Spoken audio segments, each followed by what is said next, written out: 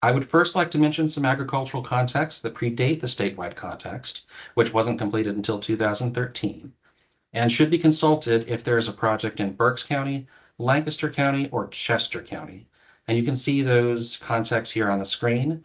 The numbers below are the report record numbers, which you can search for in PA Share. The ag context recognizes three agricultural property types. A farmstead is defined as the farm dwellings, barn, outbuildings, and the immediately surrounding land on which these buildings are situated, as well as landscape features in the immediate vicinity, such as yards, windbreaks, ornamental trees, decorative fences, driveways, etc. A farm consists of a farmstead, as outlined above, plus crop fields, meadows, pastures, orchards, woodlots, etc., as well as landscape features such as fences, walls, tree lines, contour strips, streams, and circulation networks. There are also historic agricultural districts, which are a group of farms which share common architectural and agricultural features. These farms are linked together by historic transportation corridors and are served by community resources such as mills, churches, and schools. Collectively, the farms express characteristics of local historic agricultural patterns. Now, I did not mention individual buildings, such as barns, as a property type identified in the context, which is why we are in the process of developing guidance for evaluating the National Register eligibility of barns. And we'll talk about that a little bit more at the end of the presentation. Now, this context is a deeply researched and authoritative standard for evaluating the historic and archaeological significance of Pennsylvania's agricultural resources. It's divided by 16 regions of historic agricultural production. These regions are based on factors like soil type, topography, access to markets, climate, and the cultural groups that occupy the area. You can see broad regions like the Central Valley's diversified farming, which is shown here in blue, which was characterized by a variety of products, as well as more specialized regions, like the Adams County Fruit Belt, you can see here in orange in Adams County. These regions are loosely based on mapping prepared by agricultural economists from the early 20th century and published in state bulletins. You can see this 1929 map entitled Type of Farming Areas identifies 25 distinct regions, more than the current 16, and includes areas of more specialized production, such as the Chester County mushrooms or Philadelphia truck crops. The statewide ag context is available on our website. And I'm going to see if I can actually switch over to the website for just a moment. Let me see if I can change what I'm sharing.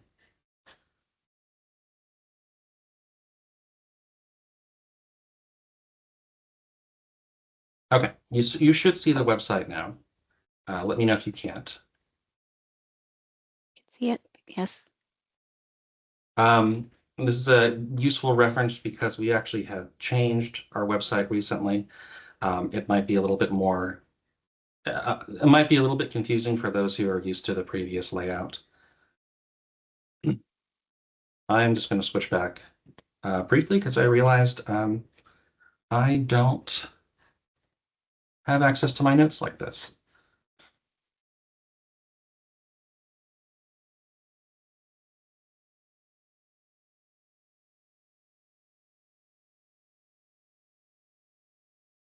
While John is looking for the notes to share his screen for everybody, you'll notice throughout the presentation that we do have a lot of hyperlinks on these slides. Fun fact for teams, you can hover over those hyperlinks while they are on your screen and open that hyperlink in a different window. So I will drop them in the chat as we go along, but you can also open things like that as well. All set, John? Yes. Thank you, Shelby.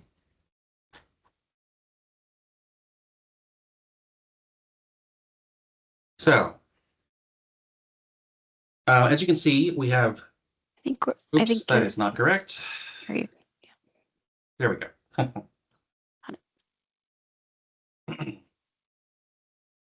We have 16 different narratives explaining the history and factors that influenced agriculture for each of our regions.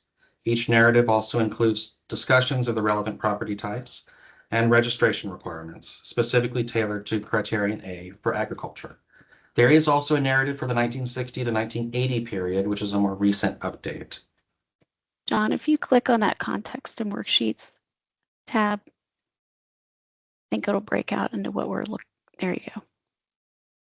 And just as a note, to go back here, it's a little bit confusing. You have this large tab. You can only actually click on the arrow. Just to avoid some frustration. Property types and registration requirements for each of the National Register criteria, including A, B, C, and D. So registration requirements for Criterion A under agriculture vary just as the farming system between the different regions varies. The statement of integrity addresses the 7 aspects of integrity defined by the National Register for each of these property types. There's guidance on how to use the statewide context here in the Researcher's Guide, which is available at a link here. This guide explains how to document and evaluate a farm for National Register eligibility, including an explanation on how to use the agricultural census manuscripts for the years 1850, 1880, and 1927. These are also available here at the website. I believe, yes, you can see these links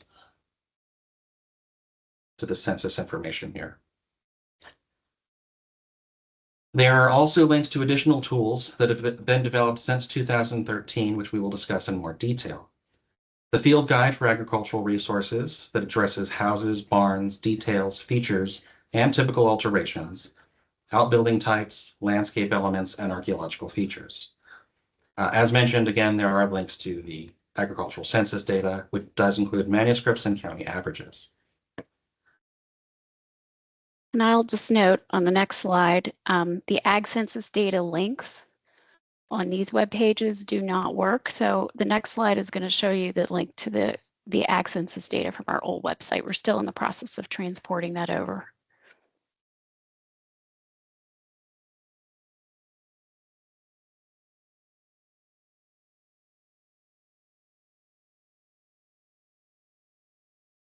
Yeah, I think Shelby put the link in the chat. So if you're looking for ag data, you're definitely going to want to go to the link on the next slide. And there's that link. As I mentioned, digitized versions of the 1850 and 1880 Federal Agricultural Census and the 1927 State Census are available.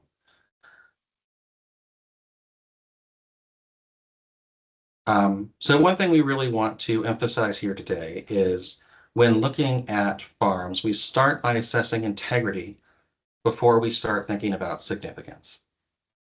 Before we actually do any additional research to establish significance.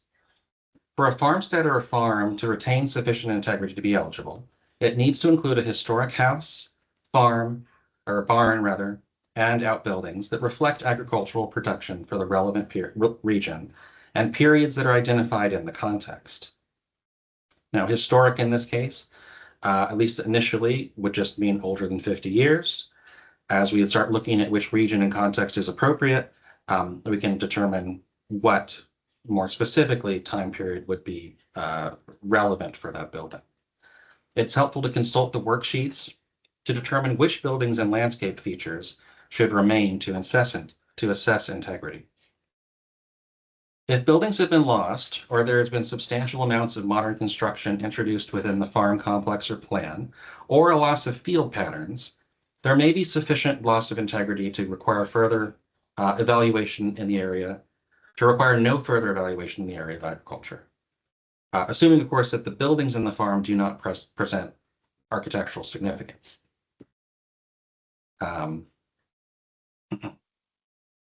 So here's an example. This is the Stiver Farm in Snyder County, which includes an 1860 farmhouse and a barn. Now, there have been extensive additions to the farm complex to accommodate custom farming, and that includes a manure pond, machine pet sheds, a grain bin, and a large loafing shed addition to the front of the barn. This comparison of the 1949 and current aerials show changes to the landscape, including the combining of fields to allow for monocropping and the loss of outbuildings, as well as the loss of orchards. This farm lacks sufficient integrity to convey agricultural significance, and we can see that from the aerials and photos and don't need to do any additional research at this stage. This is what our worksheets look like. So in 2019, we developed these agricultural property assessment worksheets, the goal being to summarize the information provided in the narratives. For each period, the worksheet includes a summary of product mix, labor systems and mechanization, land tenure, culture, and ethnicity. Registration requirements for the farmstead and farm for each time period are also provided. This worksheet serves as a tool to assist in implementation of the context, as it identifies the registration requirements or features of a farm complex that would be required to convey for each time period. However, it does not replace actual reading and application of the relevant narrative. We do request that these worksheets be submitted with documentation for farms. It's helpful as an initial evaluation of whether integrity is there. In, for example, the Adams County Fruit Belt for the 1905 to 1940 period of agricultural production, you can see the common product mix was fruit, primarily apples, as well as corn, oats, hay, some wheat, and cannery crops. Typical livestock would include hogs, beef cattle, and some poultry. There was modest mechanization, mostly farm family labor, and some Pennsylvania German culture. Now, for a farm to be eligible for criterion A in the area of agriculture for this time period, it should retain a house, as well as architectural evidence of apple and other orchard fruit growing in the form of a packing barn, migrant worker living quarters, roadside stands or cold storage, as well as landscape evidence of apple culture, including orchards or at least remnants of orchards. Farms can also be eligible for one or more time periods or for all of the time periods by reflecting changes over time, by having architectural evidence of major agricultural changes for each relevant time period. And here's another example.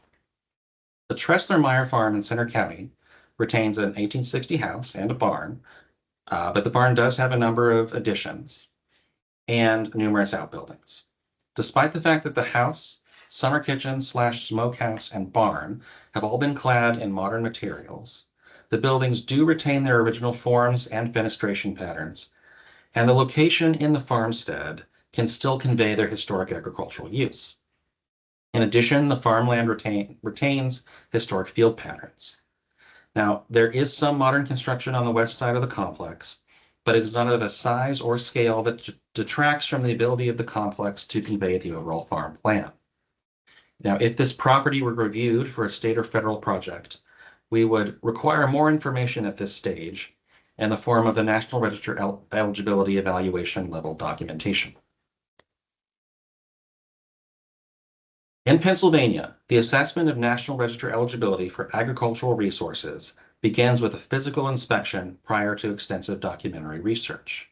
What we're really focusing on is examining integrity before significance. Again, we're going to hit on that a number of times in this presentation. This includes looking at each building to determine information on function, date of construction, and layout in order to assess if it can continue to convey its historic appearance. Emphasis is on not just documenting the built environment, but the existing farm plan and landscape of the farm, including field patterns, lanes, fences, tree rows, waterways and ponds, orchards, and also ornamental vegetation. We do try to date all alterations, additions, and removals, which could affect buildings or landscapes, to understand how the farm has evolved. It's important to keep in mind that alterations don't necessarily impair integrity, and in some cases may actually indicate important changes in agricultural practices over time. During physical inspection, if a property owner will not allow access, we do ask that any photographs possible from the right-of-way, as well as historic and current aerial comparisons, or photos from any other available source, be included so that we can better understand the evolution of the farm. We do recognize that because of changes in property lines over time, direct access is not always possible to the original farmstead. In terms of photos, we request all elevations of all buildings in the complex to justify the stated function and age of buildings and to understand the landscape and built environment. These photographs should convey the relationship between buildings and landscape features. If the interior of buildings are available, we do request photographs of those as well. This, as an example, is the Hensel-Winslow Farmstead in Cumberland County. The top photograph was taken from the threshing floor looking towards the house and captured the relationship between the house, summer kitchen, woodshed, and tool shed. The 4/4 brick farmhouse features 2 front doors common to the Pennsylvania Germans who settled this area. The barn is a Schweitzer barn with stone gable ends that feature 3 rows of telescoped vertical slits at the mow level. We don't usually have interior photographs, as interior access is often not granted for federal and state project reviews, so we do typically rely on exterior photographs in our assessments of our eligibility. Though again, if you do have interior access, interior photos are always incredibly helpful. We have minimum requirements for submitting photos. We are trying to come in line with federal requirements, and those little bit higher requirements that we might have used in the past do also help with seeing enough detail to understand materials and architectural detailing. For example, differences in exterior cladding, wood cladding versus contemporary vinyl cladding. This link here is a link to the updated National Register photo policy, which does require a minimum resolution of 1200 by 1600 in either orientation. So either 1200 by 1600 or 1600 by 1200 for either a landscape or a vertical photo. And we do ask that photos clearly depict the subject, be in color, and be a direct digital transfer rather than a scan of a printout that is then re-uploaded into PA Share. As part of identification level documentation, we require site plans with labels noting the function of buildings as well as landscape features and dates of construction for each building as well as any visible additions. Less than 50-year-old buildings should be noted, called out specifically. We ask that the photographs be keyed to the site plan so we can easily orient ourselves within the farmstead. Current aerial mapping is typically the most useful for base mapping for site plans. In addition, we ask for historic aerial photos to understand changes to the farmstead and farm. Historic aerials were produced by the United States Department of Agriculture and are available for Pennsylvania for 3 spans of years at the link on the slide. We ask that the aerials be zoomed in to illustrate the integrity of the built environment, noting any demolitions, additions, or moved buildings with labels. Aerials should also be zoomed out to show landscape features. Obviously, these be 2 different images. Historic aerials should contain both a zoomed in and a zoomed out picture, as I just mentioned. It's important to include the aerial date and a resource key beneath the image.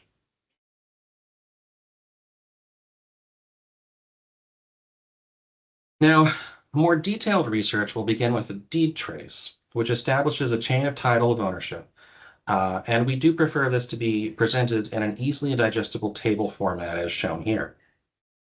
So from this example, we know that John Myers acquired the property in 1872, and this enables us to access additional information on the property, such as the Ag Census data returns for the farm in 1850. A required attachment for evaluation level documentation for farms is agricultural census data, comparing the production of the farm to the township averages. This data should be discussed in the historic narrative and also presented in chart form graphically in a scale that is readable, as shown in this example here. In the manuscripts on our website, you can find the county and township where the property is located, and then using the chain of title of ownership, look up the property owner for the relevant census year. Then just compare the individual farm's production to township or county averages. In this example, the Joseph Strickler farm, the farm had greater production levels of wheat, corn, rye, and oats than the average Newberry Township farm in York County. Farms are considered significant if they have at least average to above average production in the most common products to reflect agricultural significance. And of course, they also need to retain integrity of the built environment and landscape, reflecting those areas of production. So this data is focused on grain production. So in this case, the farmstead would need to retain a barn from 1850. One of the most valuable sources of information for this period can be oral history with current or former farm occupants who are aware of the evolution of a farm's built environment, landscape, and production. In 2019, we developed some questions which focus on agricultural production and changes to the farm complex and landscape in recent memory. You can see these example questions here, and they are also available on our website. Because of the lack of agricultural census data after 1927, Sally McMurray, the primary author of this context, prepared a tutorial on how to infer agricultural production by closely examining historic aerial mapping. This example is an irregular polygon shape that is clearly identifiable on aerial mapping. The shape and modeling is indicative of hay production in the 1960s and then later soybean production. On the right is an aerial that shows that a third of the land in the photographs was under pasture use. The tutorial explains how pasture is indicated by irregularly shaped fields with a pathway from the farmstead, trees on the interior, and little to no modeling. In addition to specific crops, the tutorial addresses conservation practices that are visible on historic aerials, such as contour strips and ponds. Aside from people, the best recent primary sources are historic photographs. This 1970 aerial was taken from the Vintage Aerial website, which includes aerials of farms that were commercially flown typically after 1950.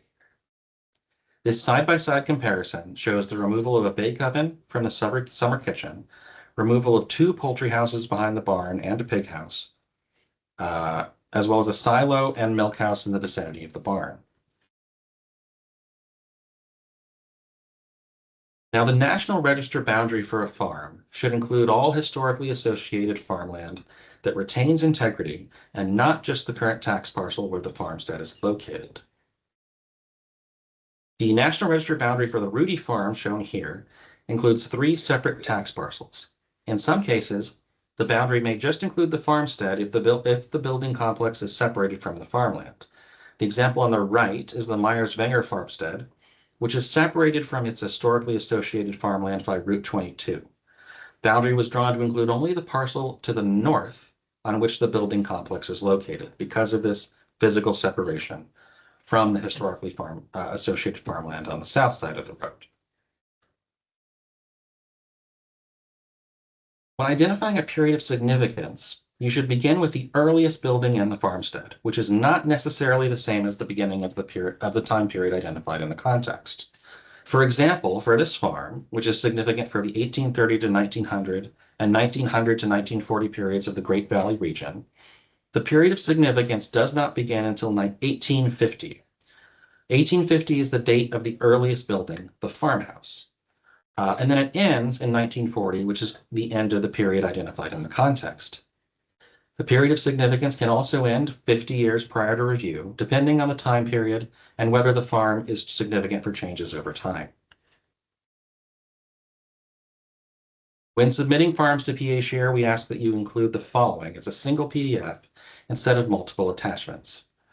The required attachments are listed here, including a boundary map, photographs, site plans, historic aerials, the worksheet, census data in the table format, any available historic photographs if you have access to any, physical description, historic narrative, and an evaluation of NR eligibility. Now, if you are submitting for multiple farms, we do ask that you submit a separate attachment for each farm rather than combining them into one.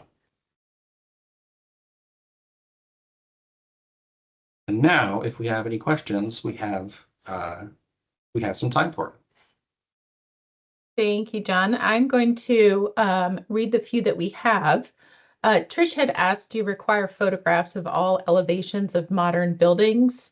Barbara, you had answered that. Do you want to make sure everybody saw that what your response was? Sure. We do ask for photographs of all elevations of historic buildings. If you're not sure about the age of the building, it's really helpful just to give us all the elevations. If you're sure it's modern, it's fine to include just one photograph.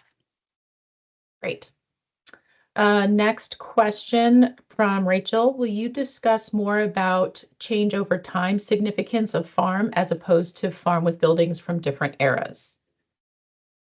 Yeah, we're going to have a slide in a minute that talks about an example of change over time, so we can touch on that then. Hopefully, if that's not clear, then you can provide more questions, but I think it'll be clear with an example, so I think we'll wait to answer that. Any other questions now for John or Barbara? You want to enter those in the chat. We will have time for questions again at the end of the presentation because we have so many attendees here today, which is really fantastic. We have everybody muted just so that it's a little bit more manageable.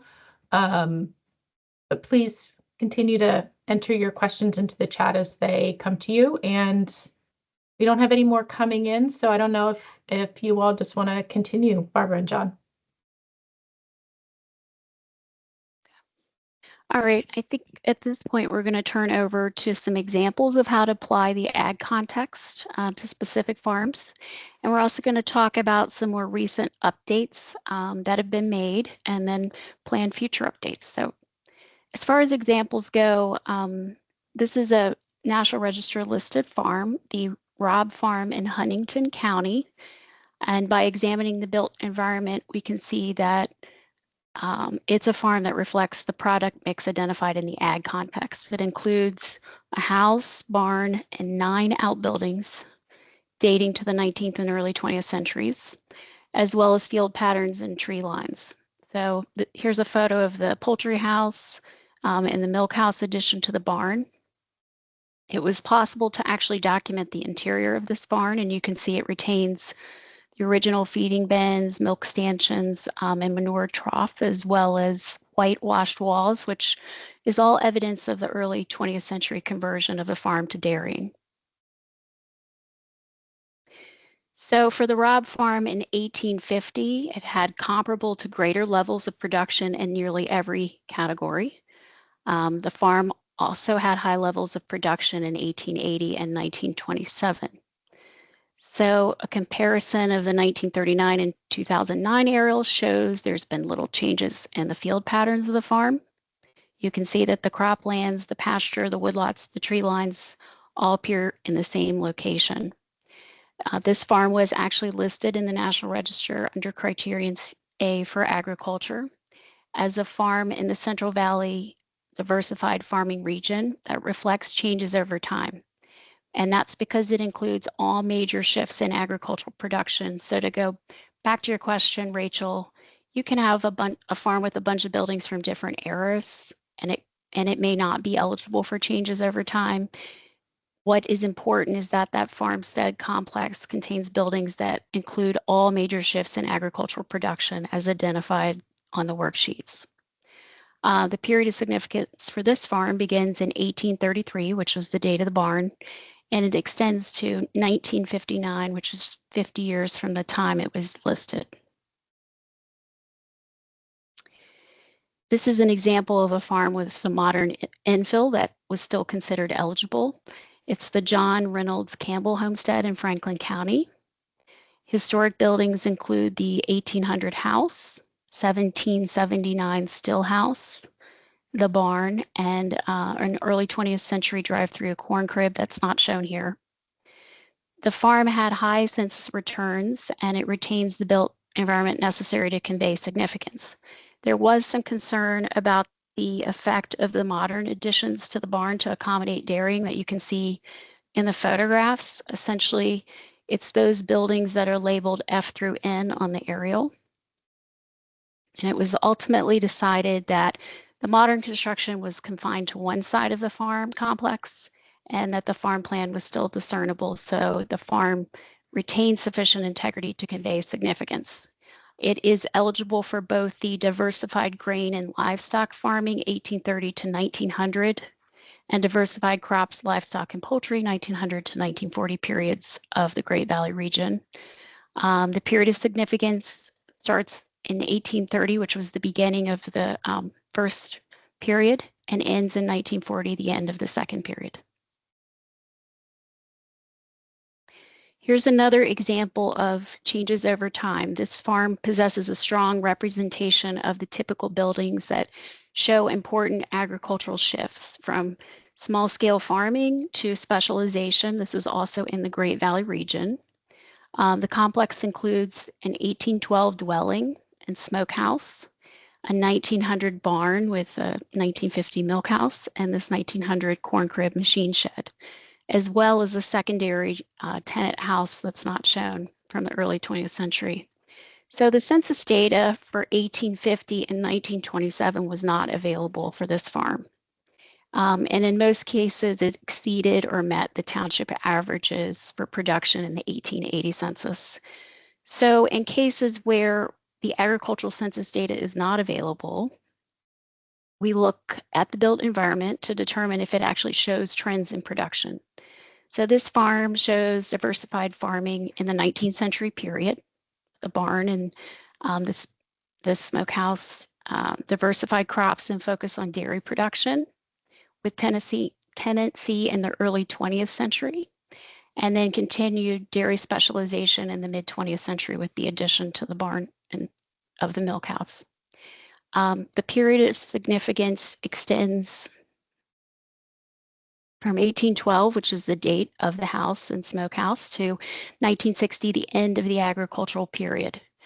And while this farm was eligible for all of the agricultural periods identified in the Great Valley under changes over time, it's also possible for a farm to be eligible for just 2 periods if it only has the built environment that reflect major shifts for those 2 periods. So hopefully that answers your question, Rachel. Okay, we're going to talk a little bit about some recent updates that we've made to the context. In 2018, our office began working to bring the context up to date, as well as anticipate the inclusion of additional resources in the future. The narrative for the 1960 to 1980 period explains that agricultural production in Pennsylvania largely shifted from a regionalized system of diversified production to more specialized production.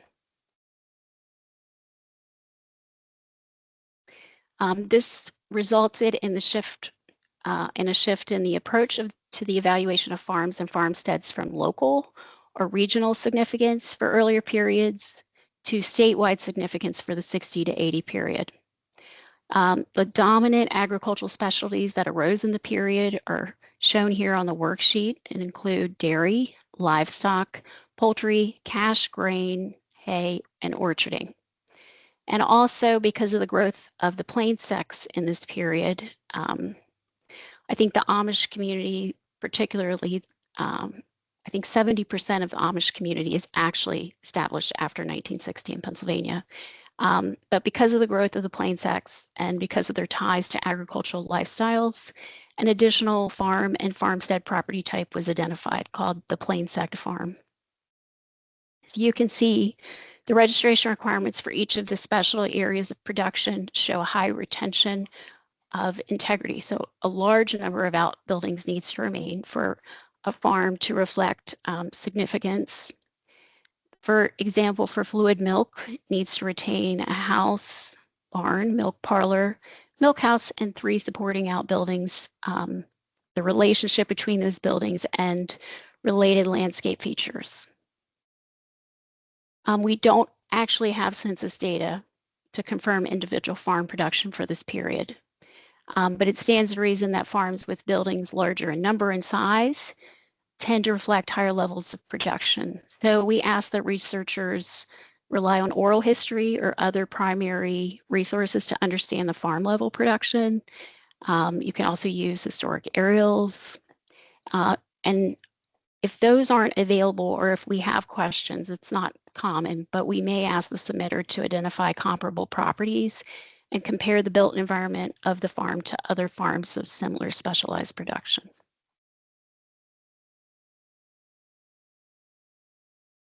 So this is the John Whitman Farm in Dauphin County. It possesses statewide significance for the 1960 to 1980 period as a cash grain farm.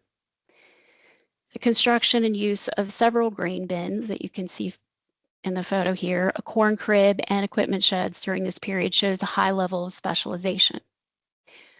This farm also includes sufficient production levels and architectural evidence to be eligible for multiple periods of the North and West Branch region. And I think the site plan really conveys why it's so important to include dates of construction and function of buildings in the complex, because, I mean, without this information, we would not be able to easily apply the registration requirements of the ag context. The buildings in the complex date from 1850 to 2003, and the period of significance begins with the earliest building in the complex, the house and summer kitchen, which were constructed around 1850 and extends to 1980, the end of the period of significant statewide agricultural production. So this farm's significant at the regional level for 1850 to 1960, and at the state level for 1960 to 1980. When considering integrity of design on a plain sect farmstead, it's important to remember that design is really a reflection of cultural values and practices. This is the Jacob Huber Farm in Lancaster County, which has been occupied by Amish since the middle 20th century. So on plain sect farms, the importance of the family unit results in large houses with additions or separate dwellings in which the grandparents or the children reside. Common changes to the dwelling include the enclosure of open porches to provide more interior space, the addition of kettle houses to the rear of buildings, like you can see in the upper photograph. Practicality of the interior arrangement is valued really over outward form, and that often produces these asymmetrical elevations like you see below. So while members of the plain sect community tend to modify buildings to suit their needs, what's important when considering integrity is, does the core structure remain? And you can see the 1845 brick dwelling there amidst the additions and alterations. Typical alterations to the barn include shelter for horses, buggies, and alternative power sources, which you can see in the upper photograph of the barn. Tobacco curing barns are also common as their large families provide labor. The Amish often build in traditional forms, and I believe this barn is a good example as it was constructed in 2005, but it looks like it could be from, the early 20th century. Often in their desire to not leave the farm and to remain in the community, they also add a number of workshops or related buildings that house commercial or manufacturing enterprises, and that can detract from the integrity of design of the farm plan.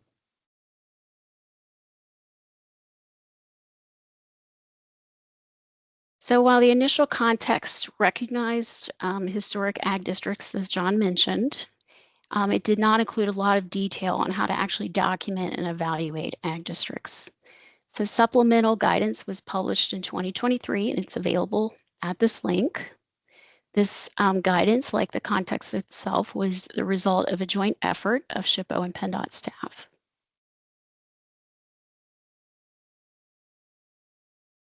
So similar to farms and farmsteads, we began with an examination of integrity before significance. That can include searching PA Share for previously identified resources. There were over 330 previously identified farms in the Reeseville area historic agricultural district in Lebanon County as a result of a 1980 survey. We also used current aerials, Google Street View, and tax parcel mapping to determine if an area is primarily composed of large agricultural tracts.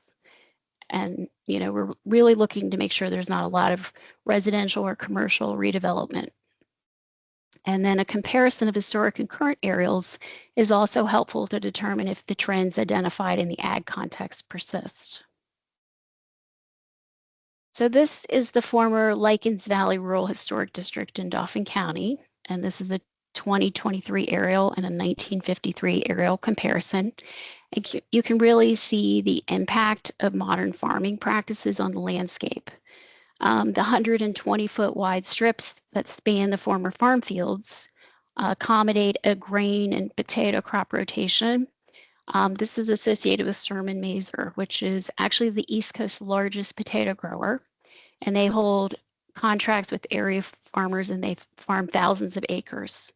The company also constructed a number of large modern grain and potato processing facilities in this area, and you can see that's really altered the landscape.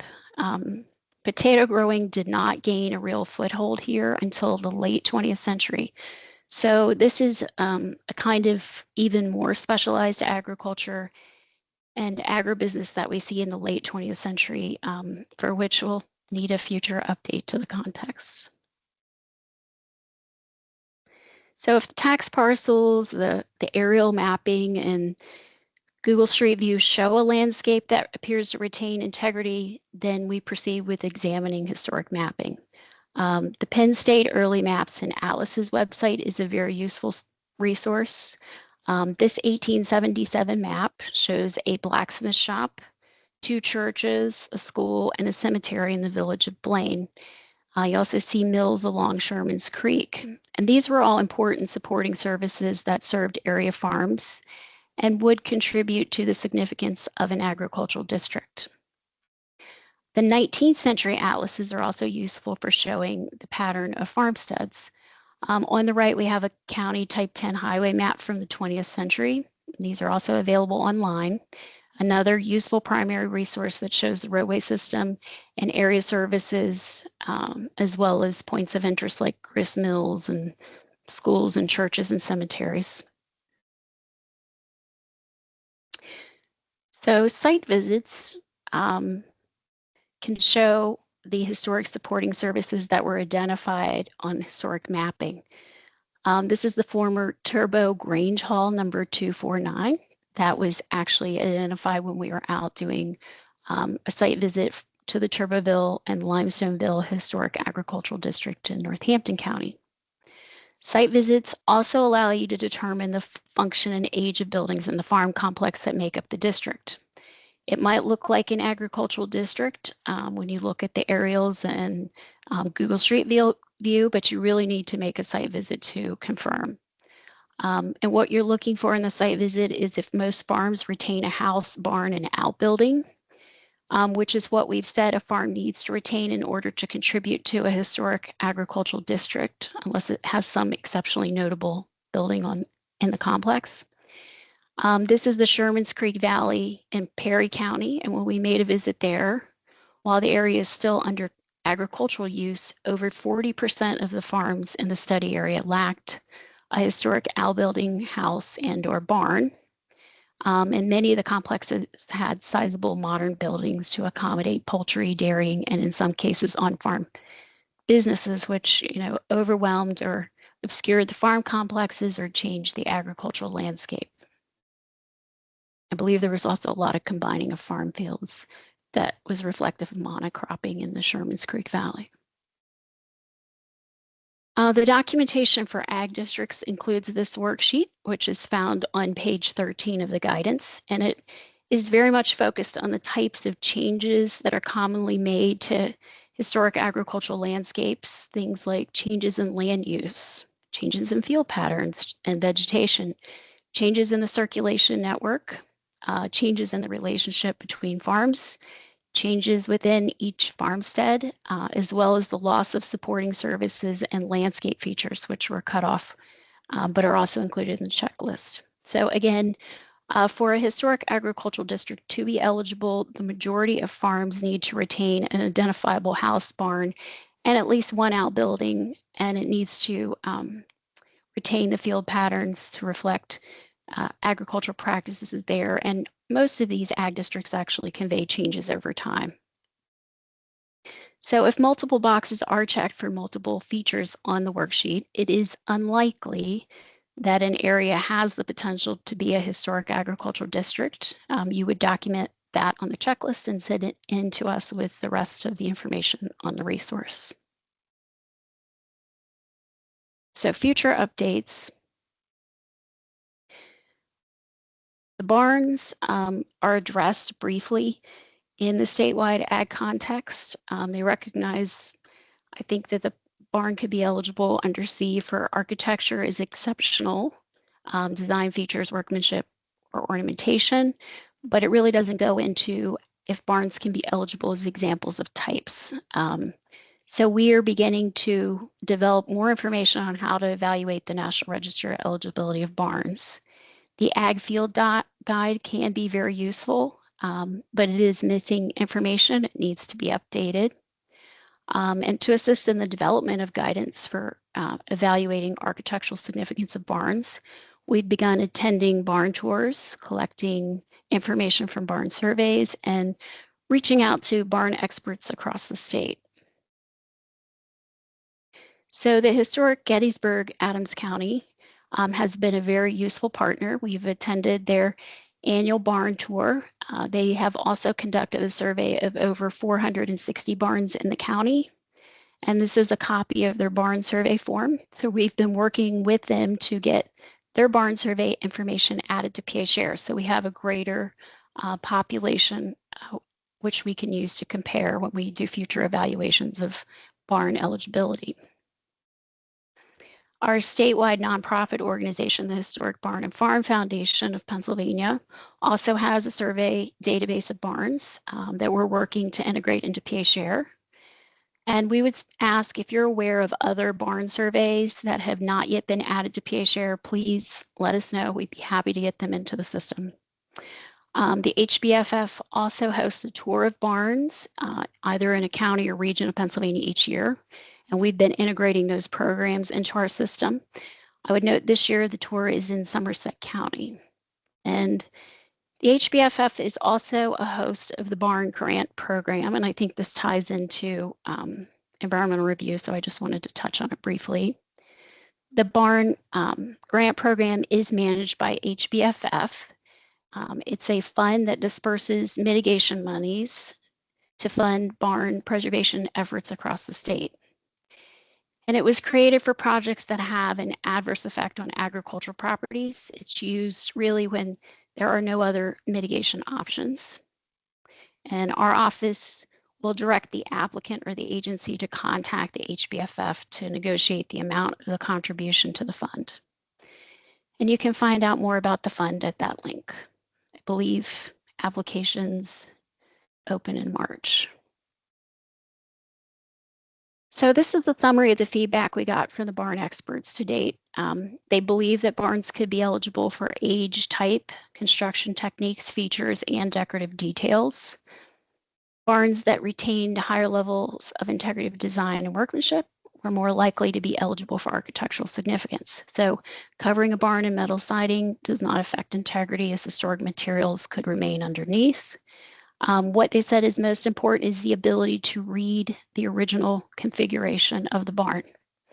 The reversibility of changes is also important to establishing integrity and significance. The barn experts emphasized photographic documentation, capturing as many details of the barn as possible at both the exterior and interior. And we understand we don't always get interior for federal and state review.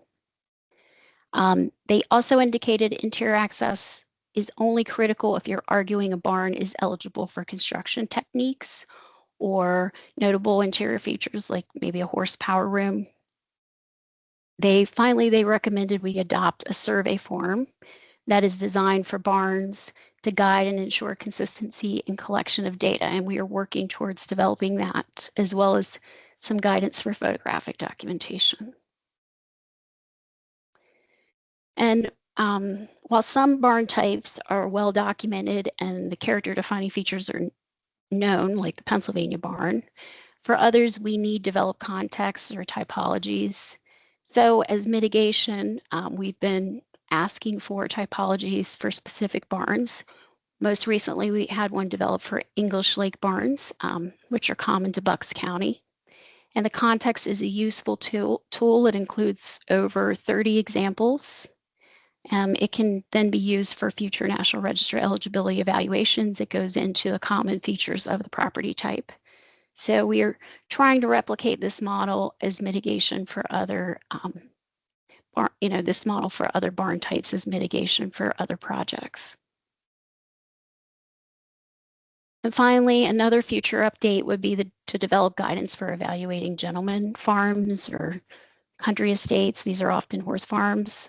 They were not included in the ag context as they were atypical ag operations. They were often maintained by gentleman farmers who had other sources of income other than the farm. The farmers generally did not actually work the farm, but they delegated the labor to others. So really, this often wasn't their full-time residence. It might have been a weekend getaway. So we recognize it is a farm type, and we're working towards developing guidance for that in future updates. So I think that concludes our review. And I believe there are a number of questions added to the chat. Yep, we'll get started with those. Jesse is asking regarding the period of significance, if it is documented that a family occupied a farm long before the first extant building, do we still use the date of the oldest extant building as a guide for the period of significance beginning date? Sometimes it is difficult to date 18th century, early 19th century dwellings, especially when there's multiple additions, without interior access or destructive evaluation of the materials when features may be obscured.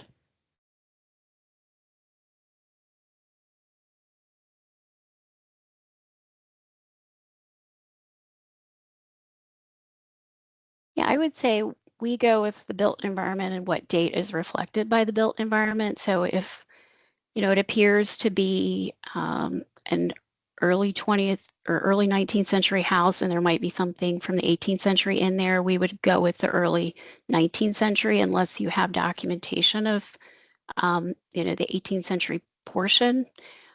I think you're right. It is difficult to date these when there are multiple editions and they can be encased, but we would go based on the built environment. Unless you had, some kind of primary documentation, we may go with an earlier date if you could document it. All right. Next question from Catherine. Can you talk more about how changing field patterns may or may not affect eligibility? Yeah, I think the statement of integrity that was mentioned earlier in the presentation talks a bit about this. Certainly, the landscape evolves as the farming practices change.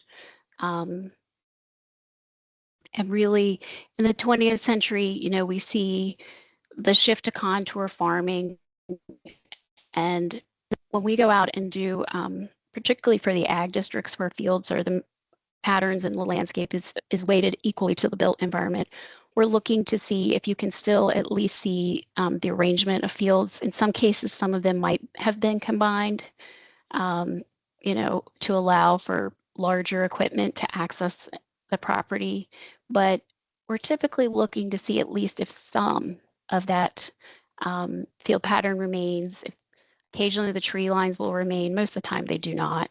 So if you have a farm that all of the fields have been combined to accommodate monocropping, all of the tree lines have been removed, the pasture area is obliterated and it's now cultivated, and you're considering it could be significant because it had significant ag production returns in 1927, but there's been a obliteration of all landscape features, that could definitely affect eligibility. But generally, it's more specifically a concern on historic agricultural districts because the landscapes are given a higher, they're given equal value with the built environment because we're looking at patterns of a much larger landscape. And you can pretty quickly discern where monocropping and agribusiness have taken over, like that Sherman maize or potato farm that we looked at the aerials for. So it depends if it's at the farm level, if it's at the ag district level, and at the farm level, it would be have to be pretty much you've lost all of the fields or the fields have been redeveloped. Sometimes, subdivided and redeveloped for commercial or residential use. But there at least it would need to be some evidence of the field patterns and historic ag use. And the aerials are very helpful in discerning that. All right, thank you, Barbara. Hallie asks, any suggestions for projects documenting a large number of farms, like 100+ farms? So if I was documenting 100+ farms, I would start out with a recon survey to understand and if one, the farms retain integrity, but more importantly, if the landscape does. For an environmental review project that of that nature that would have the potential to affect 100 farms, we're talking about large, extremely large scale projects. And so it might be better to start with the historic agricultural district as the property and determine if that exists, because under project review, the historic property could then be the ag district. You may not need to develop documentation for each individual farm. I would definitely use, the ag context registration requirements if you have to document these individually. I would look at the checklist and the worksheet to see if each farm meets the basic registration requirements, and again, provide recon level documentation before moving forward. And we're happy to look at the basic level of information for a recon for a farm and assess with you if they need evaluation level documentation rather than going out and documenting all 100 farms at the evaluation level. All right. Kristen asked, do naming conventions allow for the consideration of the contributions made by women, particularly farm wives? Many of the examples mentioned here are the quote, John, last name, unquote, farm. I'll let John answer that because I know he handles changes to names. Unfortunately, this hasn't actually come up before, and it should have. Okay. I think it needs to be documented why that would be an appropriate name, but I see no reason for us not to try to do a better job of recognizing that this farm was a productive farm because of more than just one man's contribution to it. What that translates to, I think it's just going to depend on documentation. Thank you, John. Next question, Gabrielle, do you have any thoughts on what to do with a property that is individually unremarkable, but is reported by the owners in the ag census years as part of a larger land holding, including multiple farms, whether those farms are still extant or not? We've been including the information for whatever the owner reports, but indicating that output for this specific property is unavailable to be fully evaluated because it wasn't individually reported. Yeah, I think that is a complicated question. If the ag data is not available for the individual farm, then we tend to look at the built environment to see if it reflects the product mix that's identified in the periods for the relevant agricultural region. I would definitely want to explain in your documentation that you've tried to locate the ag census data and provide, whatever you can, but note that you can't get to that specific property.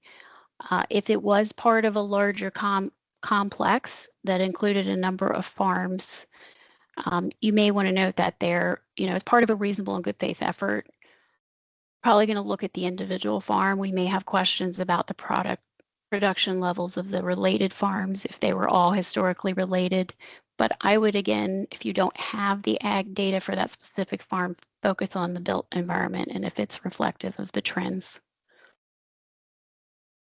Thank you, Barbara. I see that it is 12:01. We have 2 more questions that we'll get to. So if you are able to hang on with us and want to hear these questions and our responses to those, great. If not, if you need to jump off this webinar, the recording will be available on PHMC's YouTube channel later this month. So I will ask the next question from Matthew. The statewide historic agricultural context presents a narrative that illustrates decline and consolidation of Pennsylvania farming since the late 19th century. If decline is the prominent theme, why then are farms considered significant if they are documented in census data as having average to above average production level at the township level? Shouldn't an agricultural resource reflect below average production levels to be considered significant? I don't think that that's a topic that we've addressed. It might be one that we could address in a future update to the context, but that's certainly something we haven't considered. All right, and last question from Candace, and I will say last call for any other questions you want to put in the chat for today. Candace asks, could you please explain a little bit more how you evaluate a farm for significance under criterion A? It sounds like its production should meet or exceed the production within the township area during its period of significance. Are there other aspects beyond this to consider under A?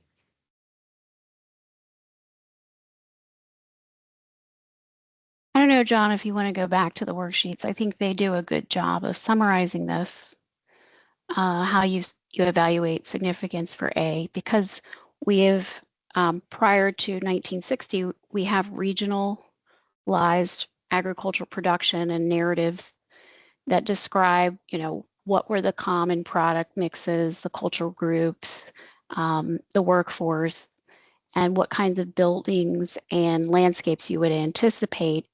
And that's all summarized in the worksheet. So we take a look at that information broadly, for the region, and then we look at the individual farm to see if it reflects those patterns and trends in agriculture. The idea of integrity, like John said, is what we focus on first. So we're really looking to see if the built environment and the landscape could reflect that period. If it does, then we're doing a chain of title of ownership to understand how the property ownership evolved, looking at the ag census data to understand what the returns were. And you're right, it has to either meet or exceed. So doesn't, significance in terms of the ag context is not about, it has to have higher production levels than the township average. If it has average production levels, it is considered significant. And so once you compare the ag data, if it does, again, meet the comparison to the township average or exceed it, then you look for the built environment to see if that exists, as well as the landscape features.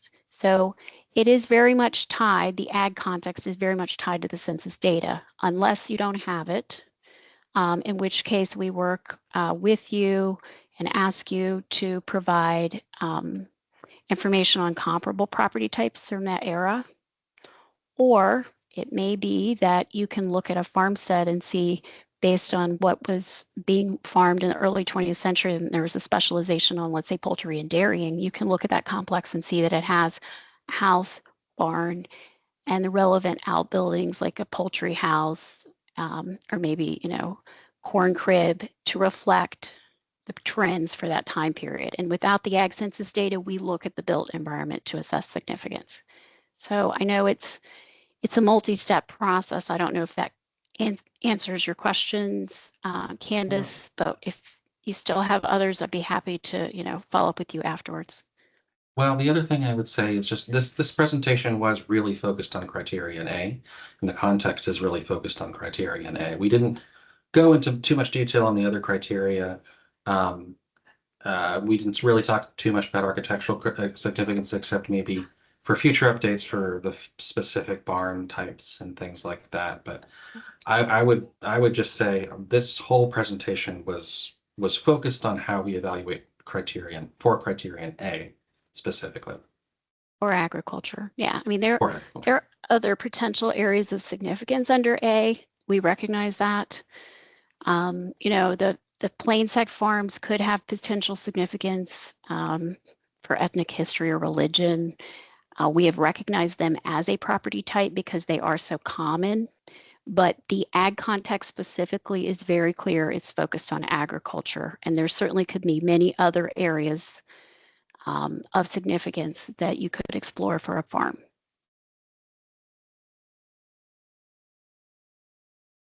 All right, I think that was the last of the questions.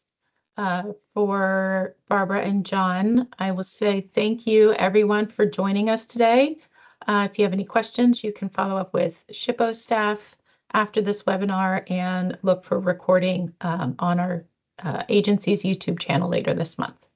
Thank you.